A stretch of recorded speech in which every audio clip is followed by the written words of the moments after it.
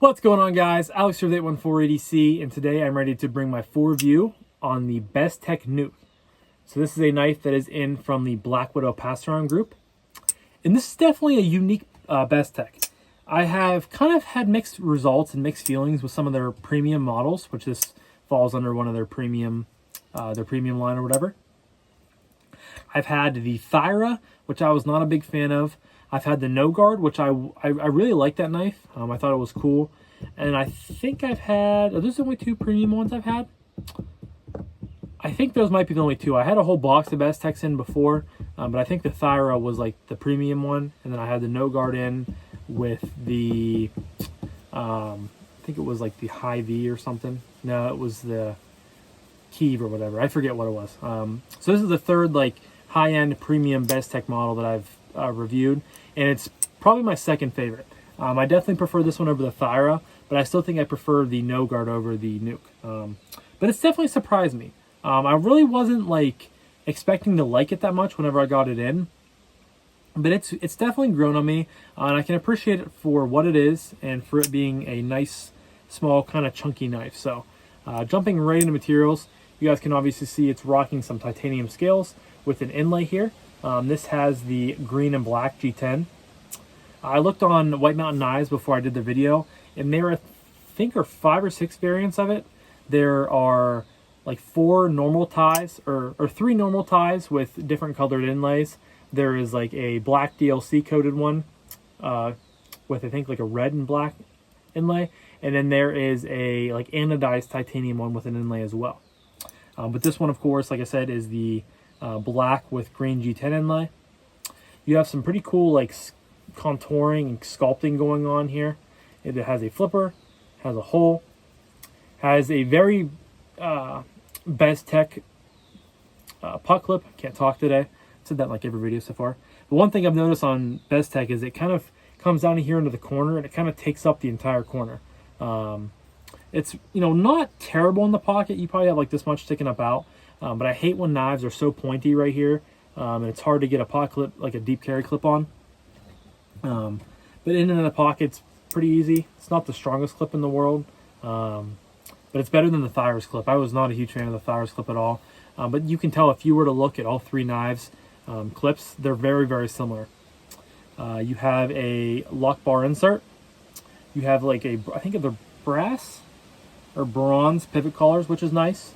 Then you have the Bestech logo right there, which is what they use on their more expensive line. So on bearings, there is no internal milling, which kind of surprised me because this is a decently lightweight knife. So I would have expected some at least a couple pockets on each side, no doubt, but there's nothing there. You do have this, sorry, I thought there was like a chipmunk or something next to me. You do have some weight relief, like a relief cut on the lock bar. It is a frame lock, of course. And yeah, I think that's all for materials. The blade is M390. I did forget to say that. And it's a very interesting style blade. It's kind of like a spear point, drop point style blade, but it's very pointy. Satin right here, and it has, looks like, no, it's satin kind of the whole way around, except for in the hole there. So action is pretty solid. The flipper has a decent detent, as long as you kind of just put your finger on there and, you know, fire it. But you can definitely get it to that almost locked up. But you can get it to fail. You have to try to, kind of one of those type of knives. But as long as you put it out of your pocket and rip it open, it's going to be fine. But because it's, you know, because it's kind of on the lighter side, is because you have this hole here to flick out, excuse me. And the middle finger flick is pretty nice on this knife. The thumb flick, not so much, because you kind of like, when you have to go out with it, and I'm so used to going straight up, and you run right into this piece of, or the edge of the titanium right there. So you can get it, but it's definitely not like the most enjoyable thing in the world. The middle finger flick is 10 times better than the thumb flick. You can slow roll it, which isn't bad. It's kind of satisfying, as long as you're not like pressed down on the lock bar. So that's fun.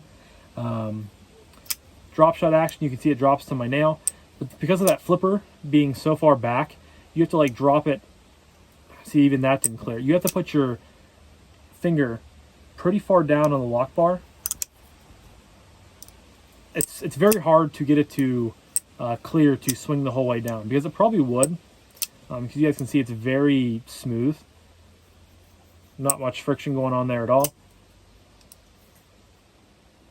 Has a nice detent. You guys can hear it snapping in there. So middle finger flick's good. Thumb roll or slow roll is good. Thumb flick, not the best, but it's okay. And then the flipper works well as well. It's kind of more of a, you can light switch it. Well, see, I didn't even get it to lock up there. You can light switch it, but it's definitely, I think, more of a push button flipper. Lefty, you can, I can get it, I've got it before. See right there, I got it. It's definitely just not the easiest thing to do, because you have to, be wary of that lock bar. But you can get it. And then thumb flick. Hard, I don't think I can get the lefty thumb flick at all. I got it. I guess as I say that, I get it. But yeah, so action's good. Smooth. I wish the flipper didn't hit my nail so much, but because you have to, it only drops to boom right there, and then you have to shake it closed. But it's very smooth. It's definitely fun to fidget with. I don't I don't pick this up and hate fidgeting with it. If I carry it for the day, I don't hate having it in the pocket to play with. It's not the best that I fidgeted with, but it's definitely good. I definitely can appreciate it. And it has surprised me a little bit, because if I just look at it, it's not it doesn't scream fidget, especially because this hole is not that, big. You can get a good middle finger flick on there, and the flipper works just fine. So action is good. Next up is ergos, which in my opinion, for me personally, is where this knife kind of shines. You guys can see it has a nice forward finger choil there, and it has a groove in here, and then it kind of tapers off towards the end here, and then you have a little bit of an indent, and then it swells and tapers. So in this choil, this knife is locked into my hand. It's very comfortable. You guys can see I can get all 4 fingers on there with a lot, not a lot, but a little bit sticking out of the back. My pointer finger falls right into the choil.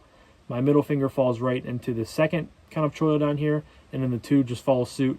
And it's very comfortable. Like I said, you do have some jimping up here, but a lot of times whenever I'm in the choil area, if I'm not, I'm sometimes in this grip back here, but a lot of time my thumb will fall up here on the blade if I'm going to be doing, some sort of push cutting, or, cutting some labels or anything like that.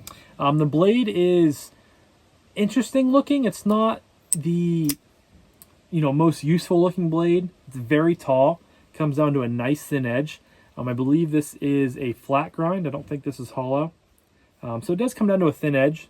Has a decent stock, but a nice thin edge there.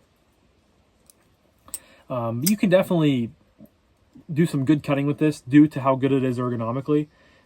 This was the biggest thing that surprised me when I pulled it out of the box for my unboxing, and I fidgeted with it and stuff like that, and then I really looked at it, and I kind of got into this grip, and I'm like, man, this feels awesome.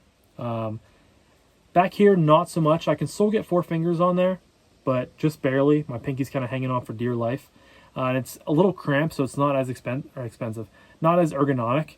But the pot clip in general doesn't cause too many hot spots. It's very flush to the knife. Not bad at all. And it just feels really good. I haven't handled too many small knives. Well, I have, but I haven't at the same time. But this reminds me of kind of how the baby banner feels. You have that beautiful forward finger choil, and you can just get locked in up here, and you have a lot of control over the blade, a lot of control over what you're doing. And it just, like I said, it really surprised me, and it really, kind of blew me away with how comfortable it is in hand, how just ergonomic it is, and how good it is, in that department. So ergos are awesome. Next up is carry. Carry is okay. I really, like I said, I wish there were some milling pockets, in general.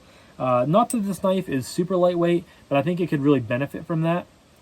You aren't having a deep carry clip at all, but it probably, sticks out like there. Again, I don't like when knives are pointed like this with non-deep carry clips, because it's just, I don't love having much knife at all sticking out of my pocket, let alone a pointy knife like that. But you do have a flipper down here that you have to worry about if you're going to be getting down in your pocket, getting change, getting chapstick, whatever. And it does have some jimping. It's not the most aggressive jimping, so you probably don't have to worry about it catching your hand and kind of pulling it up. But you definitely have to be wary of it in there. But it's such a small package. I did carry this in my back right pocket of my shorts. And I don't think I carried it in my front right pocket because I don't love carrying non-deep carry clips in my front right pocket. The Rosie being, you know, a kind of a exclusion to that because the non-deep carry clip on there works very, very well for deep carry. So, but it carries decent. You know, again, it's such a small size. I just wish it was a little bit lighter. The titanium has no hot spots. It's nicely contoured. The only thing you have to worry about is the flipper tab catching on something, but that didn't happen with me. So yeah, carry is okay. And that leads me to my final category of price point and what I recommend this knife. So price point, I was a little surprised by. I know that Bestech in their premium line has been kind of climbing in price, but I found on White Mountain Knives that these go for $297. In my opinion, that is a lot to spend on a knife of this size that is kind of funky looking in the aesthetics department, one that I'm not a big fan of. So I was kind of like about that. You know, the build quality is awesome. I mean, you're getting titanium, M390, bearings, a flipper, a hole, a good action, and everything like that. Like, you're getting a good package. Not to mention, or not to forget, the awesome ergonomic experience you get with it. So really, there's nothing that I can complain too much about, you know, besides it being maybe a little bit heavy, maybe not having a deep carry clip. Like, everything else was okay. It was either good or great. I wouldn't even say okay. I'd say good. But I don't think I could justify $297 on this. There's a lot of other knives that I would love to spend that much money on that is not the Bestech Nuke. So I don't, you know, it's weird. I can recommend the knife, but I don't think I can recommend it at that price point. I think for maybe $200, then you're talking it's a good value. But I don't know. I just think $297 is a little bit much for this. And again, I'm not knocking the knife. I'm not knocking the materials. I understand you're getting M390 titanium with an inlay, bearings, good action, good ergos, all that stuff. It doesn't scream $300 to me. You know what I'm saying? I will leave a link to this specific model on White Mountain Knives if you want to go check it out, get all the specific specs and stuff like that. And then from there, you can find the other color iterations and stuff like that. I don't know. Obviously, you can use someone's 10% code and it would knock it down a little bit more. But I just think at $297, in my opinion, take it with a grain of salt. You can believe me, you can not believe me, whatever you want to do. $300 is a little bit much for this. I'd even be more happy at $250, you know, in the $200 to $250 range. But $300 is just a little steep, in my opinion. But the build quality is there. It's really built like a tank, built very solid with great materials. So again, I'm not knocking the knife for there or for that. I wish it was a little bit cheaper. But I can absolutely recommend it because if someone's looking for a smaller knife that isn't like an Ace Riv or a Baby Banner or something along those lines that everyone has and everyone owns, I feel like this is a little bit off the beaten path, but it's good. Again, so comfortable in the ergos, so, you know, just locked in there. You're getting good materials, good action, everything like that. So I can recommend it. Just at that price point, it's not for me, but I can absolutely see, excuse me, why people enjoy this, why people like carrying it, like, you know, using it and stuff like that. It's definitely a cool and definitely a good knife. So I'm gonna quit rambling now, guys. I think I got my point across there. I've 14.5 minutes. That's a pretty good full review time. So guys, that was my full review on the Bestech Nuke. Big shout out to the Black Widow passaround group for sending this my way. Yeah, again, I'm going to leave a link in the description down below if you want to go check out this specific model on White Mountain Knives. And then that again can take you to the different color iterations and stuff like that of this knife on the website. But thank you guys so much for watching. I greatly appreciate it. I love each and every one of you. And I hope you guys have a fantastic rest of your evening. I'll talk to you guys in the next one. Peace.